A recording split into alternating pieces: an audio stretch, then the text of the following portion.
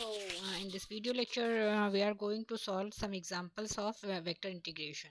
So, the first example is if f is a vector whose value is 3xyi minus y square j, then we have to evaluate its line integral over the curve C, where C is the curve on xy plane, whose values is equal to 2x square from the point 0, 0 to point 1, 2.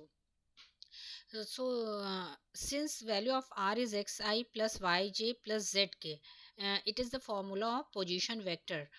Therefore, dr is dxi plus dyj plus dzk. And since it is on xy plane, therefore the value of z is 0. Therefore, the value of dz is 0. And when we put dz is equal to 0 in dr, the value of dr will be dxi plus dyj. Now, since the line integral is f dot dr, therefore the value of f is 3xyi minus y square j, uh, and the value of dr is dxi plus dyj. And when we take dot product between them, it will be 3xy dx minus y square dy. Since I dot I is 1 and j dot j is 1, therefore the integration is now single integration over the curve C, 3xy dx minus y square dy. And now, since the curve's equation is y is equal to 2x square, therefore the value of dy will be 4x dx. So we put in place of y 2x square, in place of dy 4x dx in equation 1. And since limits have been given in the question that it is from 0, 0 to point 1, 2. Let's see. Since the points are from 0, 0 to 1, 2, therefore when we integrate with respect to x, the limits of x will be from 0 to 1. So the limit of integration will be now from the point 0 to 1. Therefore, the integration is now integration between the limit 0 to 1, 3x into 2x square dx minus 2x square whole square into 4x dx. And when we take dx as common, the integration will be integration between the limit 0 to 1, 6x cube minus 16x to the power 5 dx. And when we integrate this, it will be 6x to the power 4 by 4 minus 16x to the power 6 by 6 between the limit 0 to 1. And when we apply upper limit minus lower limit, the value of this line integral will be now 6 by 4 minus 16 by 6, which is equal to minus 7 by 6. So this was an example of line integral. Next, we have been given a vector f whose value is x square minus yzi plus y square minus xzj plus z square minus xyk. Then we have to find out its scalar potential. So first let's understand what is scalar potential.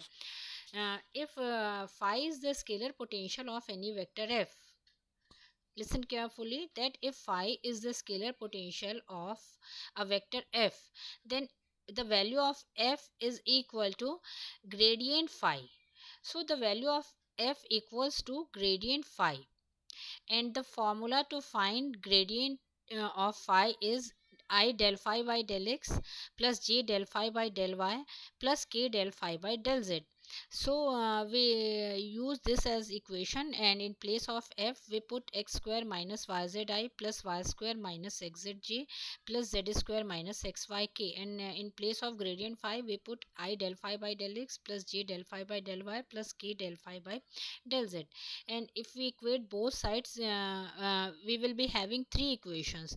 First equation will be coefficient of I, second will be coefficient of j, and the last will be coefficient of k. So first equation will be del phi by del x is equal to x square minus yz. The second equation is del phi by del y is equal to y square minus xz, and the third equation is del phi by del z is equal to z square minus xy. Now to find the value of phi, we integrate equation 1 with respect to x, equation 2 with respect to y, and equation 3 with respect to z. And by using these three equations, we will find the constants. So when equation 1 is integrated with respect to x, its value will be, the integration of x square will be x cube by 3, and with respect to x, since yz will be a constant, therefore its integration will be minus xyz plus an arbitrary constant which will be function of y and z. Since y and z both are constants with respect to x, therefore in place of constant we can put function of y and z. This is known as method of direct integration. And when we integrate equation 2 with respect to y, the value of 5 will be y cube by 3 minus, since this time x and z are constants, it will be minus xz into y. So it will be y cube by 3 minus xyz plus a constant which will be function of x and z this time, since this time x and z are constant. This method is known as method of direct integration.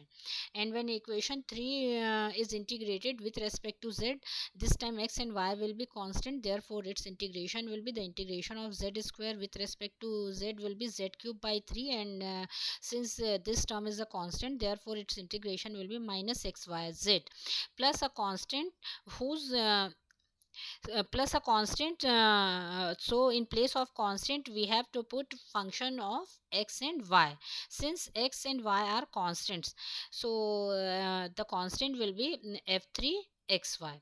And when we compare equation 4, 5 and 6, uh, the value of 5 will be finally x cube by 3 plus y cube by 3 plus z cube by 3 minus xyz. So let's consider how they satisfy equation 4, 5 and 6. So it will be x cube by 3 minus xyz plus, in place of constant it will be y cube by 3 plus z cube by 3. And when we compare with equation 5, the value of 5 will be y cube by 3 minus xyz plus, in place of constant we can consider it as x cube by 3 plus z cube by 3. And when we compare it with equation 6, the value of 5 will be z cube by 3 minus xyz, and in place of constants which is function of xy, we can consider it as x cube by 3 plus y cube by 3. So finally the function of scalar potential which is equal to 5 is x cube by 3 plus y cube by 3 plus z cube by 3 minus xyz. Thank you.